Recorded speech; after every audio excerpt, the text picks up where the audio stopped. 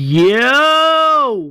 What goes there, everybody? Walking Dead Phoenix here, back again with another episode for you guys.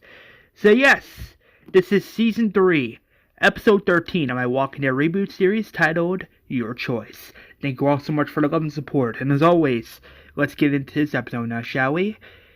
The episode begins with Rick entering this, shed. But he has his Python revolver in his hand. We then see Dale. He opens up his thing, but we see a knife and a gun taped to one of his legs. But it's revealed that it's the leg where he unfortunately got his foot cut off. As Rick is in this shed, he's looking around. But he then hears something. And then when he turns around, he sees the governor coming out of the shadows. As he walks to Rick, the two begin staring at each other. Then the governor says, "We have a lot to talk about."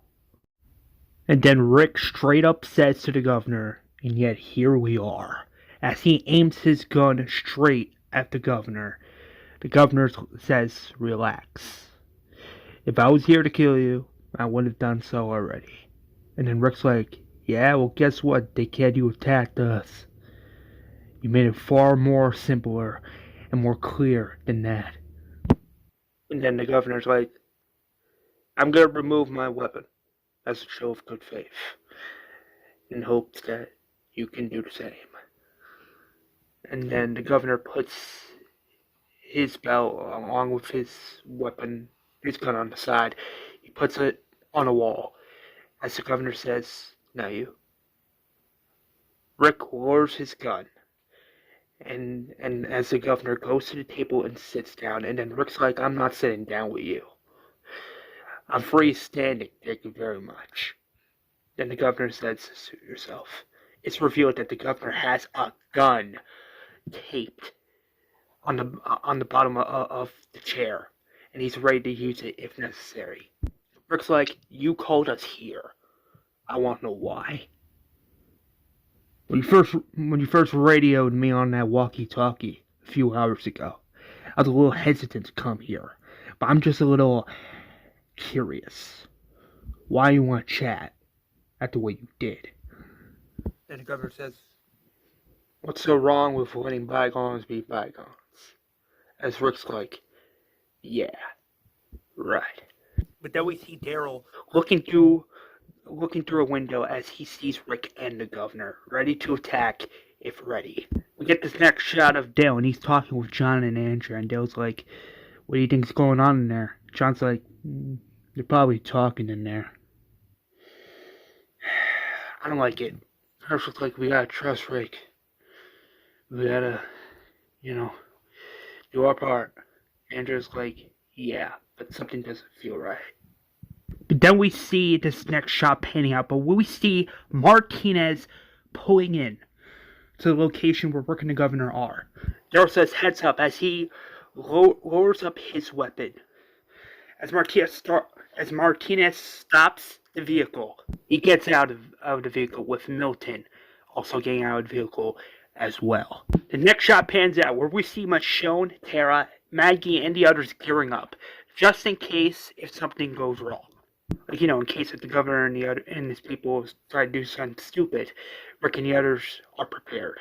As Merle is looking on, or should I say, looking towards the group in displease and displeasure. Glenn's like, "Carl, stash these on the loading dock." Carl says, "You got it." And then Glenn's like, "Billy, grab this ammo and stash it under the stairs, just to be sure." Billy says, "You got it. Not a problem." And Glenn says, "Beth, here, add some ammo on the middle of the catwalk."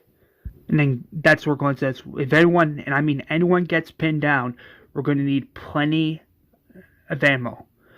Well, they are, in case of a situation occurs. Emily says, "Not bad thinking." Glenn says, "Yeah, but it's better safe than sorry."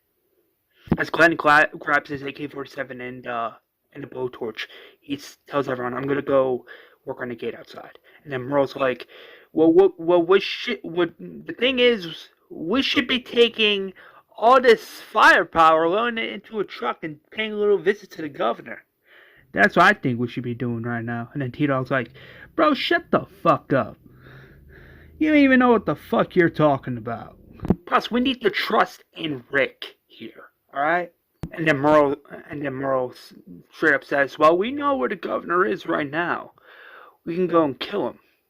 And then Glenn's like, you suggesting we just go in and kill him right now? Especially when we know where he is? And Merle says, yes, I am. That is exactly what I'm suggesting. And then Avesta comes in and says, well, to be fair, we told both Rick and John, including Daryl, that we would stay put. And Merle's like, well, I changed my mind, Blue Eyes. With my brother on the sidelines, I don't know. It doesn't sit right with me. And then T-Dog's like, dude, your brother can take care of himself. You need to cool it down with your unnecessary drama, alright? They'll be back.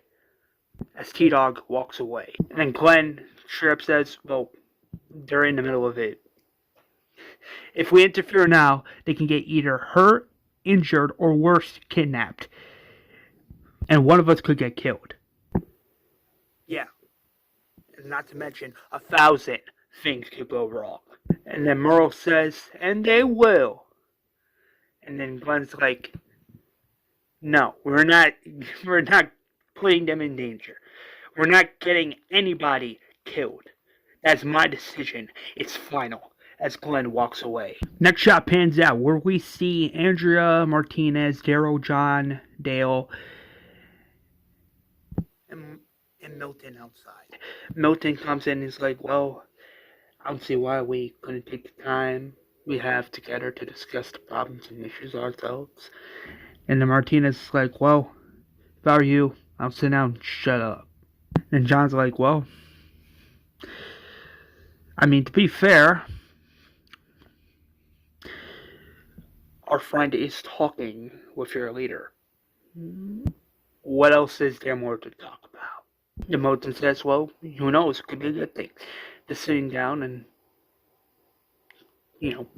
talking about what happened. There's no need to fight, nor is there to start another battle. Then Milton reveals, the previous battle with Barry. I wrote it down. I recorded it for our potential history. Who knows, maybe one day people at Woodbury want to know about what happened. Then Dale's like, I don't see why that would be an issue. And then Milton's like, well, I got lots of interviews about people from the town. I don't know if you want to take a look. But then they hear a walker. As Andrea gets up, she takes out her knife. And Andrea's like, don't worry, John, I got this. John's like, you sure? Andrea's like, yeah, I'm sure. As Martinez grabs his gun and Daryl grabs his crossbow as well, getting ready to take care of the walker, or walkers. But then Martinez grabs his baseball bat just in case. As Martinez, Andrea, and Daryl head into the area, that's where they notice 2 walkers. Daryl says, after you. And Martinez is like, no, you first. And then Andrea's like, you two need to fucking grow up. As Andrea tackles one of the walkers and then grabs her knife and stabs the walker in the head in a badass fashion. Martinez then looks at Daryl and he straight up says, well, that was simple. Something you could have done yourself, pussy. Martinez grabs his baseball bat and kills the second walker, but a third walker comes up. As Daryl grabs his crossbow and kills the third walker, we get one more walker coming. As Martinez has his baseball bat ready to kill it, that's where Daryl grabs his knife and throws his knife and killing the walker. I mean, the knife goes through the head of the walker, killing it, and the walker falls on the ground. As Martinez looks at Daryl, and he's like, in his mind, not bad. As Daryl searches this walker's pockets, Daryl discovers a small box of cigarettes. And Daryl's like, oh, look at that. As Daryl takes a cigarette, puts it in his mouth, and starts lighting it, he offers one to Martinez, and Martinez is like, nah, I don't smoke anymore. Thanks for the offer. Then Daryl jokingly says, whatever, douchebag. After Daryl smokes his cigarette, he looks at Martinez and asks him, you part of the army or something? And Martinez like, I mean, not really, I just hate these things. The walkers. Daryl's like, how come?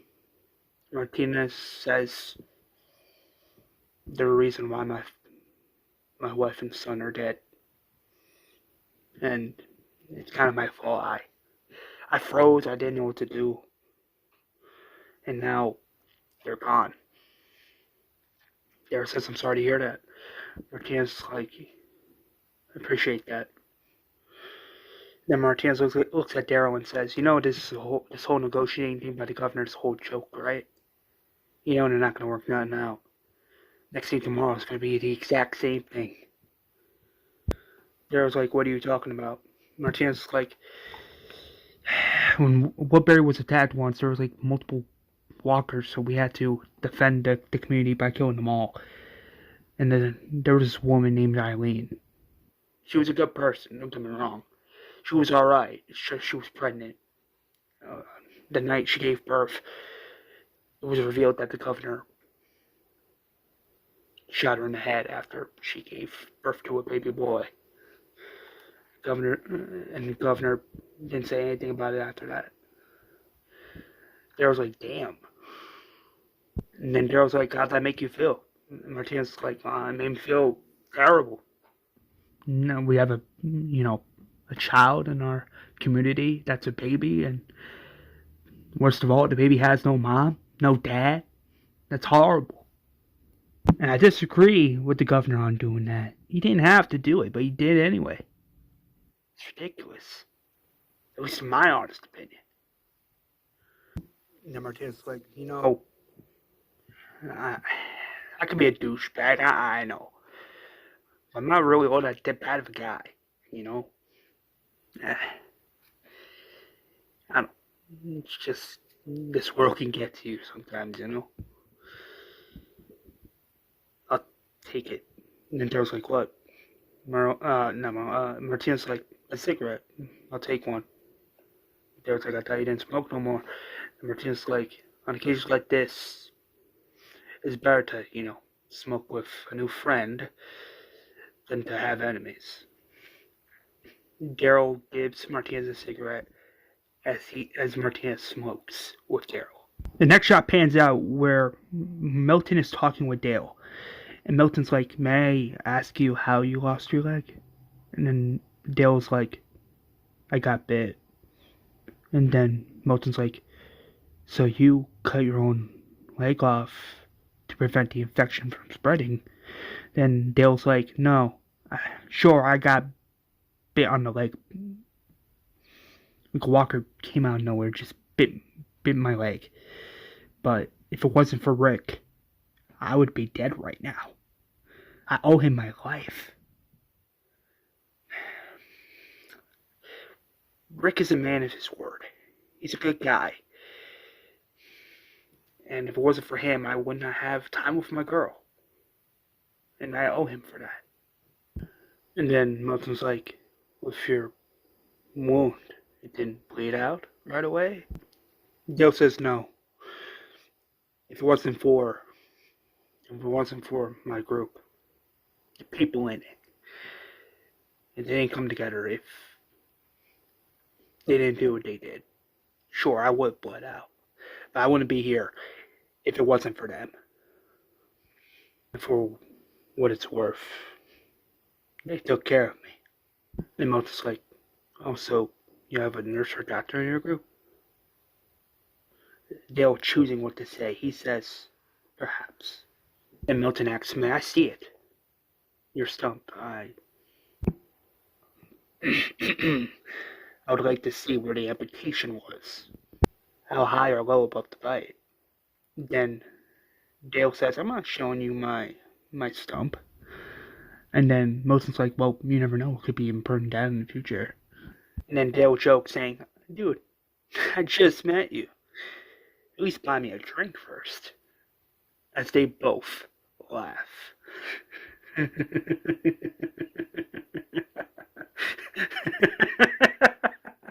Next shot pans out with Rick and the governor.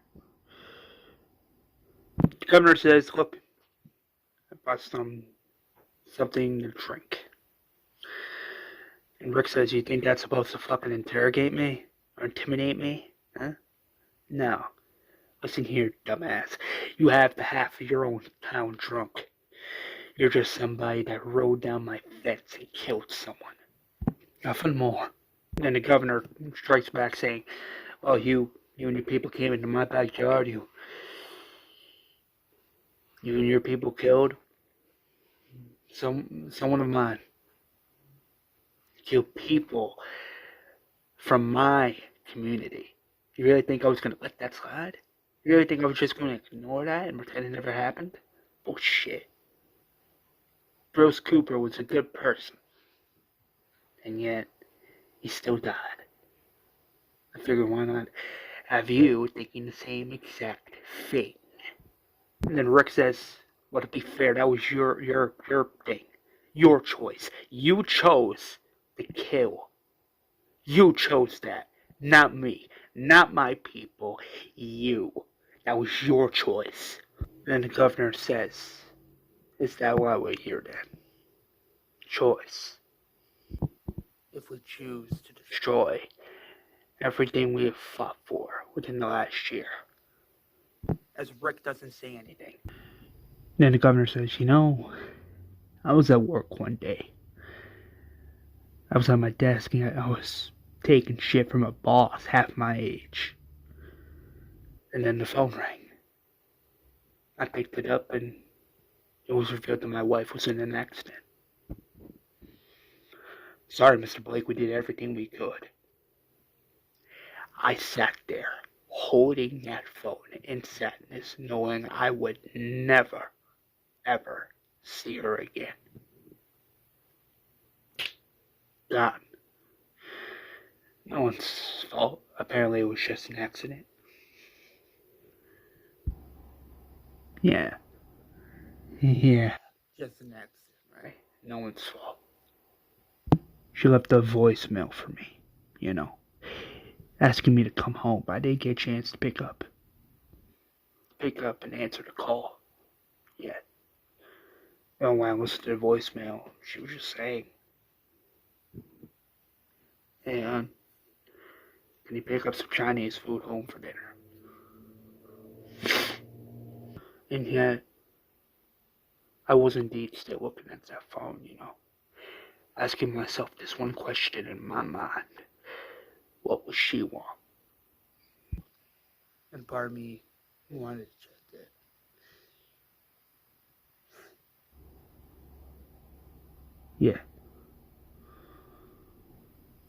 Yeah, she wanted to check in. As the governor doesn't say anything. The next shot pans out is back to prison. Glenn has just finished working on the fence. As he comes back in, he sees Merle loading up a bag with some weapons in it. And then Glenn straight up says, listen, you're not going. And then Merle's like, I'm not asking. And then Alan's like, come on, man, think this through. This is not a smart idea, and you know it. And then Glenn says, you know we're not going to let you leave, right? And then Merle's like, well, you can't stop me. You can't stop me, dude. You can't. And Maggie comes in and says, well, if you're going to be living here with us, you're going to have to live on our terms. And then she screams, if Michelle can do it, why can't you? And Merle says, screamingly saying, because that's my brother out there, that's why. What's the matter with you all? He's the only family I have left. Surely that's something you can understand, Maggie. Oh, that's right. Yeah, former farm girl, huh? Well, you should be grateful. You want to know why? Because you still got a sister, a brother, a dad, a family. My family is with Daryl. Don't you understand that? He's my family. Then T-Dog comes back in and says, well, a family, you're going to get killed if you go fucking out there right fucking now. And then Merle says, let me tell you something, Mr. Yo. Sure, you may have been here helping out as much as you can. But let me ask you this. What do you care about? Yourself? This group? Oh, nah, that's right. It is this group, isn't it? And then T-Dog says, oh, if that's what you think, then why don't you come over here and say it to my face? And Merle's like, nah, I don't have time for you right now. As Merle goes up the stairs, Glenn is in his way. As Glenn straight up looks in Merle's face and he says, listen, I'm not going to let you put them in danger. And Merle's like, enough with that BS already, boy. Think about it. He has you and your girl captive. Had me under his thumb. And you think I'm going to let that slide? No. You shouldn't either. Now please get the fuck out of my way. And then Glenn says, no, I'm not. And then Merle and Glenn start to fight each other as they fall down the stairs. That's where Merle grabs Glenn by the throat, and then Maggie comes and tackles Merle, holding him by the neck. And then T-Dog is grabbing Merle by his fake hand. But then we hear a gunshot. As everyone hears it, we see Beth. As Beth lowers down her gun, she says, "That's enough! Enough!" Then Merle straight up screams, "Let me go!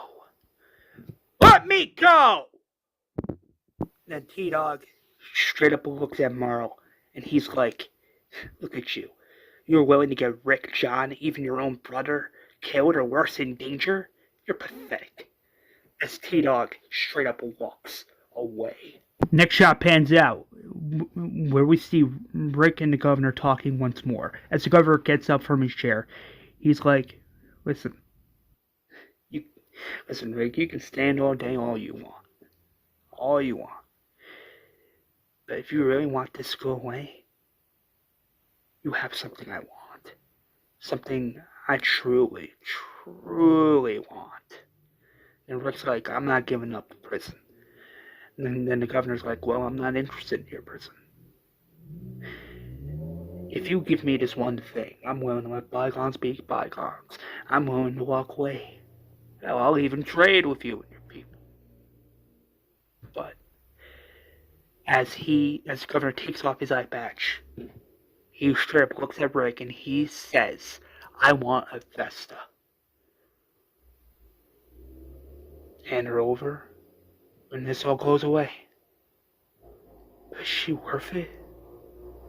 One person worth all of those lives out of your prison. Is she? And Rick's like, if you think I'm gonna stab one of my own people in the back, you're a fool. I don't care if you have one eye or no eyes.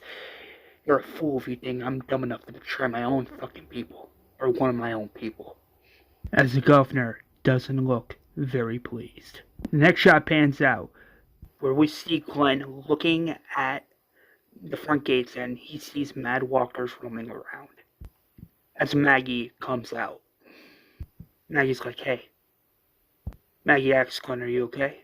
Glenn's like, yeah, I'm fine. And thanks for checking in. And Maggie's like, you need any company?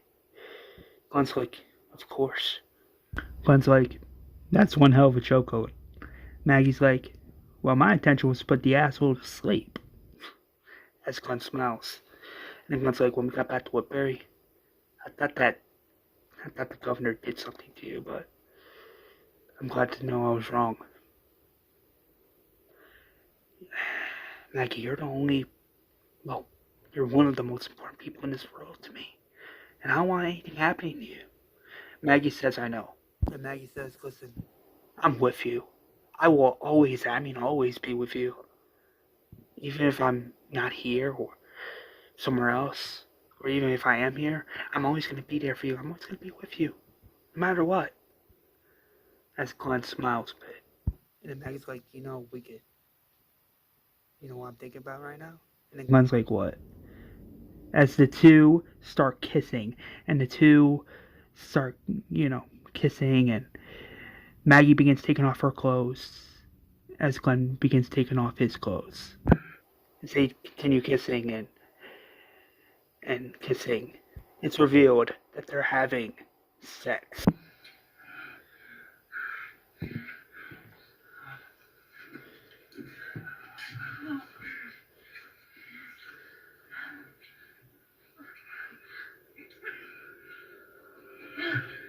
And the next shot pans out where we see Rick. And Rick's like, listen, even if I was willing to give you Vesta, you really think I'm just gonna let that happen? No, I'm not gonna. And then the governor puts his eye patch back on. He's, well, you chose wrong. As the governor grabs his gun from behind that table from the beginning of the episode, he takes it and starts firing at Rick. Rick dodges each attack as Rick starts firing back. As Andrea, Dale, John, and Daryl hear the gunfire from inside, that's where they see Rick coming out.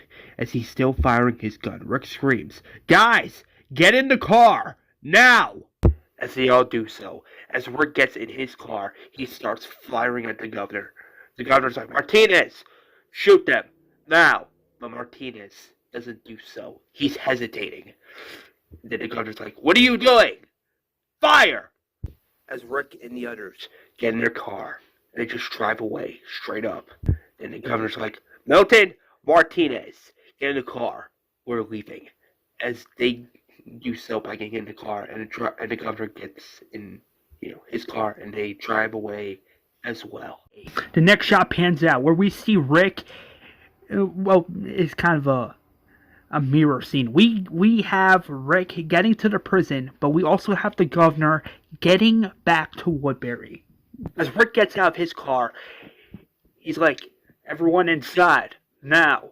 As the governor gets out of his car, he's walking with Martinez. As the governor says this to Martinez, "Once we get to the area in like a day and a half, have everyone in position. I want Morbius, Lily, Gabe. I want them there. I want them all there. I want all the soldiers there. That way, if all of them do come out into like onto the field, open fire." And we're also going to have like some backup soldiers in the woods. So if any of them try to run, you fire at them through there. And then Martinez is like, "Sir, but is that really necessary?" And then the governor's like, "Hell yes, it's necessary. No question. Do it." As the governor walks away. And then Milton's like, "Wait, what about the deal?"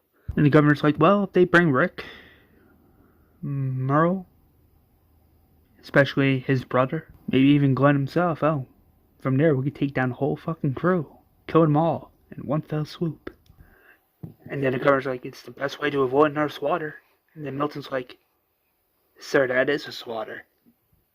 As the governor turns around and walks towards Milton, looks him straight in the eye, or eyes, as the governor says, "Well, it's, to be fair, it's not really a slaughter if it's protecting Woodbury, now is it? Is it? Let's be fair here, Milton. Eventually we're going to have to take out Rick sooner or later. Here's hoping that in the next day and a half it's that day. Otherwise, it's the prison again. And we all know how that's going to go turning down. And either way, we all win side by side." As the governor walks away. As the governor's walking, we see Roland, and Roland's like, "You're back." And then the governor's like, "Yeah, me and the other group, we discussed terms. Everything's gonna be alright. The next day and a half or so, yeah, we're gonna have another discussion and go at things from there." And then Roland's like, "What kind of terms?" And then the governor doesn't say anything. And Roland, in a deep, disappointed voice, in suspicion, is like, "Hope it works out." As she straight up walks away in disbelief. As the governor walks away as well. The next shot is back to prison, and Rick takes out his gun, and he's like, good, now everyone's here. Emily, Oscar, Alex, Axel, John, Tara, Patricia, Carl, Sophia, all of you are here. Every one of you. I need you all to listen up very, very carefully. I had a standoff with this governor. And he wants me to hand over a Vesta to him. He's stupid in the head if he thinks that. I'm not doing that. Because we're survivors. If this governor thinks handing over one of our own people is going to solve the solution or problem at hand, he's mistaken. The last thing we need right now is a war. And it's something he wants. However, we will fight if necessary. We have to. We have to. So for now, we're going to relax. We're going to take a deep breath. We're going to take a day break. And then we'll decide what to do next. As everyone goes back to their positions. John's like, hey babe. Beth's like, hey you. Glad you made it back. John's like, yeah, I did. That's the two kids. And then Billy comes in and Bill's like, not to interrupt you two lovebirds, but have you seen Clint and Maggie? John's like, no, I haven't seen them at all. And then Bill's like, oh, they're doing, you know. And then that's like, Bill's like, what? It's natural. Next shot pans over to see Rick. He's by himself. He's looking through the fence as he sees multiple walkers outside. We see this character coming towards Rick, and it's revealed to be Tyrese. Rick's like, you're up. Tyrese's like, yeah. Woke up an hour or two ago. I heard that speech you were giving to everybody. That's real brave of you not to give up invested to that psychopath. But Rick, if he comes at us again, we're gonna have to fight back. You know that, right? Rick's like, yeah. Yeah, I know.